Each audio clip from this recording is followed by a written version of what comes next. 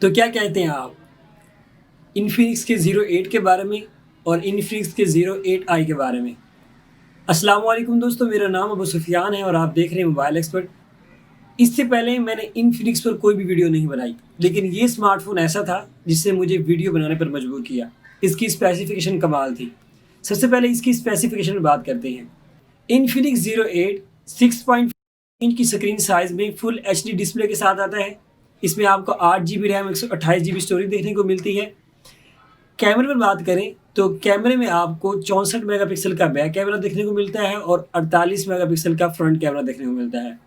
और front camera ये दुनिया का पहला कैमरा है जिसमें आपको 48 मेगापिक्सल सेल्फी देखने को मिलती है। इससे पहले सिर्फ आपको 33 मेगापिक्सल या 32 मेगापिक्सल की सेल्फी देखने को मिलती थी। उसके बाद यहाँ पर बात कर लेते हैं इसकी बैटरी पर। 4500 mAh की बड़ी बैटरी देखने को मिलती है। इसमें आपको 33 वाट का फास्ट चार्जर भी देखने को मिलता है। प्रोसेसर की बात करें तो प्रोसेसर में आपको मीडियाटेक का हेलियो G90T की चिपसेट देखने को मिलती है, जो कि गेमिंग के लिए काफ़ी अच्छी है। और इन्फिनिक्स का ज़ीरो एट आई में आपको सिर्फ और सिर्फ 16 मेगापिक्सल का फ्रंट कैमरा और 48 मेगापिक्सल का बैक कैमरा देखने को मिलता है। बाकी तमाम स्पेसिफिकेशन सेम है। अब दोस्तों यहाँ पर मेरे ओपिनियन की बात की जाए, क्या ये स्मार्टफोन मैं आपको रेकमेंड करूँगा या नहीं।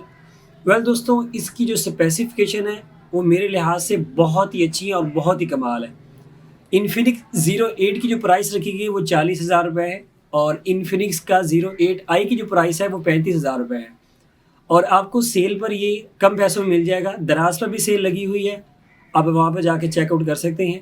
इसमें आपको 2 से 3,000 रुपये का डिस्काउंट मिल जाएगा। दोस्तों, इसमें जो तमाम की तमाम स्पेसिफिकेशन है वो कमाल है, लेकिन दो चीज़ें जो मुझे अब बुरी लगी हैं वो मेरे लिए हैं, शायद आपके लिए वो ना हो। सबसे पहला जो इसमें आपको डिस्प्ले साइज़ देखने को मिलता है वो 6.8 इंच है।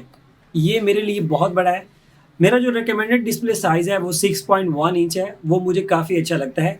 हो सकता है आपके लिए वो अच्छा ना हो, आपको बड़ी डिस्प्ले पसंद हो। और अब यहाँ पर जो दूसरी चीज़ निकल कर आती है वो है सॉफ्टवेयर ऑप्टिमाइजेशन। इन्फिनिक्स का जो सॉफ्टवेयर है वो पर्सनली मुझे पसंद नहीं आया। इनकी जो UI है वो मुझे इतनी पसंद नहीं आई। अगर ये अपनी UI को थोड़ा इम्प्रूव करते हैं तो वाकई में लगेगा कि इन्फिनिक्स अब कुछ अच्छा कर रहा है और आगे बहुत बड़ा कंपटीशन देने वाला है दूसरे ब्रांड्स को। तो ये थी आज की वीडियो। आई बिलीव आपको ये पसंद आई होगी। मैं आपको मिलता हूँ अगली वीडियो में, तब तक के लिए फ़ी अमानिल्लाह। अगर आपने अभी तक मेरा चैनल सब्सक्राइब नहीं किया तो सब्सक्राइब कर लें और बेल आइकन पर भी क्लिक कर लें मेरी खूबसूरत फैमिली का हिस्सा बनने के लिए।